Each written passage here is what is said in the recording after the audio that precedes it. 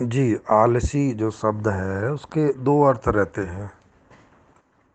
एक है कि आदमी थक जाता है तो उसे तब आलस्य आता है।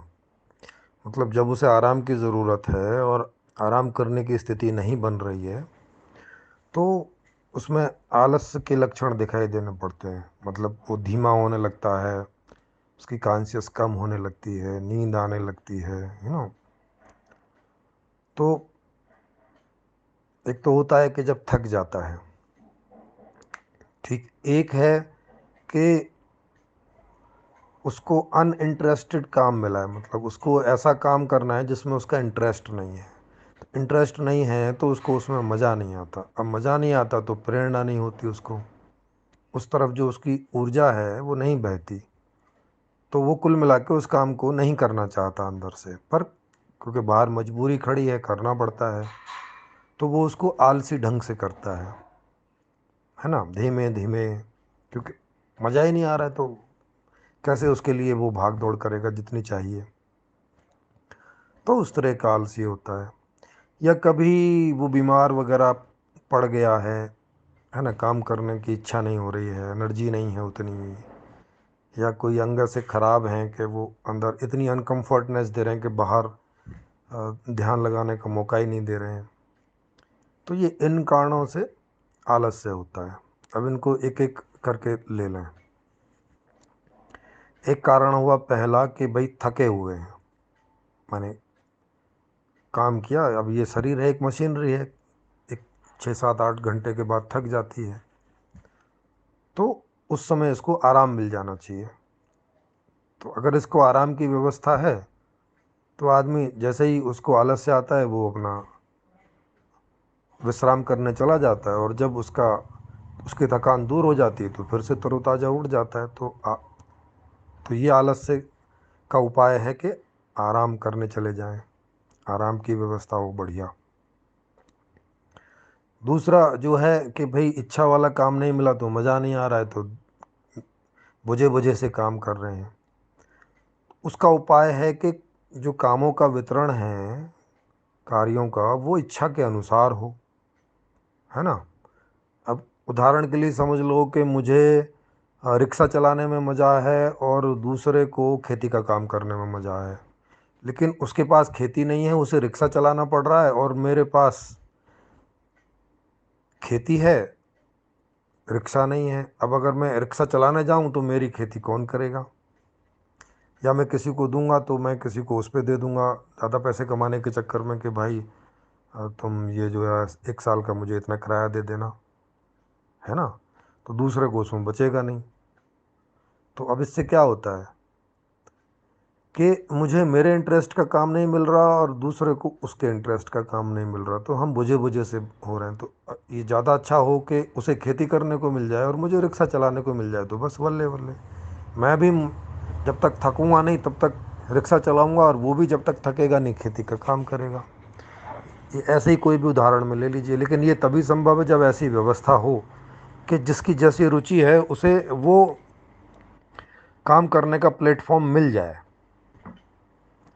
तीसरा है कि बीमार वगैरह पड़ जाते हैं तो आलस से आता है, तो उसका ये है कि भाई टाइम पे इलाज मिल जाए एकदम परफेक्ट, ताकि बहुत जल्दी हम ठीक होके और आलस्य से बाहर आ जाएं।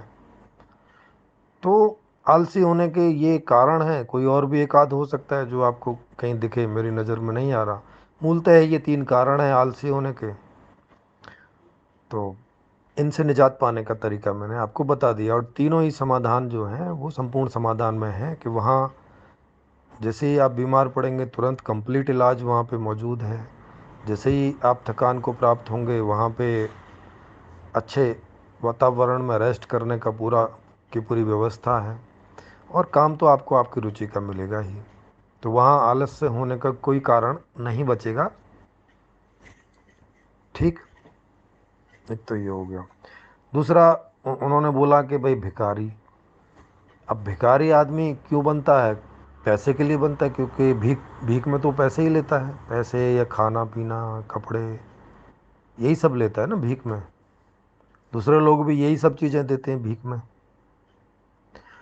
तो अब भीख मांगने के कुछ कारण हैं। देखें, एक कारण तो ये है कि उसको काम नहीं मिला, है ना, बेरोजगारी है। ठीक। तो संपूर्ण समाधान व्यवस्था में बेरोजगारी की समस्या ही नहीं है। वहाँ तो जितना भी काम है सब में बंट जाएगा, क्योंकि उस व्यवस्था में पैसा नहीं है, तो सैलरी तो किसी को देनी नहीं है, काम ही देना है। तो जितना भी काम होगा वो सब में उसी हिसाब से बढ़ जाएगा, उनकी रुचि के हिसाब से। तो वहाँ बेरोजगारी की समस्या नहीं है, तो बेरोजगारी की वजह से वहाँ पे कोई भिखारी बनेगा नहीं, नंबर एक। नंबर दो, भिखारी और किस कारण से बनते हैं? तो एक आप बोल सकते हो कि ठीक है, किसी को काम तो मिल रहा है मगर उसको उसकी रुचि का काम नहीं मिल रहा है, तो उसको लग रहा है कि यार ये काम करने में मज़ा नहीं आ रहा है, इससे अच्छा तो भीख ही मांग लो बैठ के, है ना। तो वहाँ पे हम लोग रुचि का काम भी उसको दे दे रहे हैं, तो ये समस्या भी वहाँ ख़त्म हो गई। अब और भिखारी होने का और क्या कारण हो सकता है? आलस्य का सारे कारण दूर कर ही दिए उसमें, भिखारी होने के कारण सारे दूर कर ही दिए। अब आया काम चोर का। अब काम चोरी आदमी क्यों करता है? काम चोरी का मतलब है कि काम तो उसके पास है, लेकिन वो उसको जी चुरा रहा है, मतलब ठीक से कर नहीं रहा है, क्वालिटी नहीं दे रहा और क्वांटिटी नहीं दे रहा है उसमें, है ना। ये काम चोरी हो गई। तो अब इसके क्या कारण है? इसके कारण एक तो ये है कि उसको उसके इंटरेस्ट का काम नहीं मिला, क्योंकि उसको मज़ा नहीं आ रहा है। काम तो वो करना चाहता है, इसलिए कर भी रहा है, बेस्ट नहीं दे रहा अपना, काम चोरी कर रहा है मगर कर रहा है, इसका मतलब है कि करना चाह रहा है। तो अगर उसको उसके इंटरेस्ट का काम मिल जाए तो काम चोरी खत्म, फिर तो भाग के करेगा वो।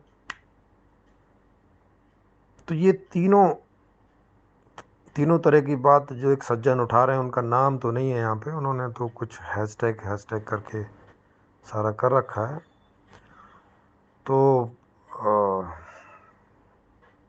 ये तीनों ही समस्याएं संपूर्ण समाधान व्यवस्था में पैदा ही नहीं होंगी।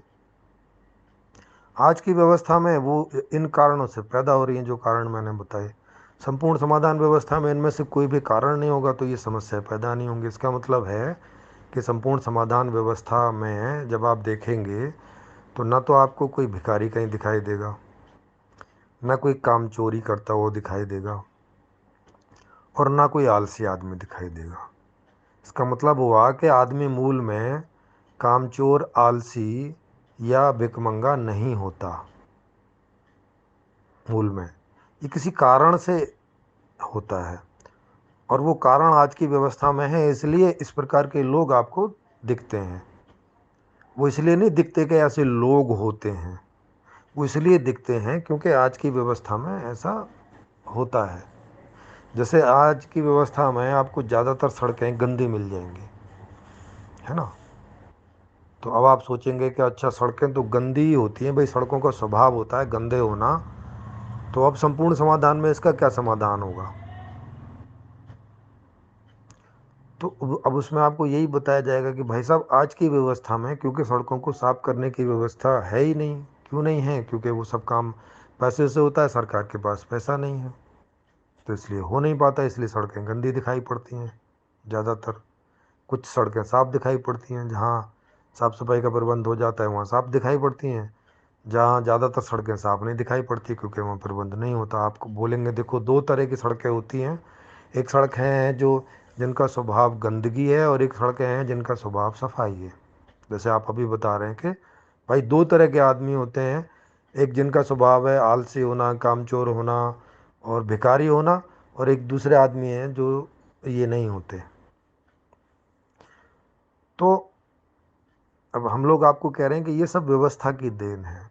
अगर आप व्यवस्था कर देते हैं, जैसे सारी सड़कें साफ करने की व्यवस्था कर दें, जैसे कुछ सड़कें साफ करने की व्यवस्था की है, वैसे ही व्यवस्था सारी सड़कें साफ करने की हो जाएंगी, और फिर आपको कोई भी सड़क गंदी नहीं दिखाई पड़ेगी।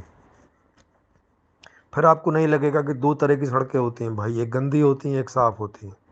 फिर आपको सारी की सारी सड़कें साफ़ ही दिखाई देंगी। फिर आपको यही पता चलेगा कि सड़कें साफ़ ही होती हैं, क्योंकि आपके उठने के पहले वो साफ़ हो गई होंगी, हर रोज़ साफ़ होती होंगी। तो ये बात है सर।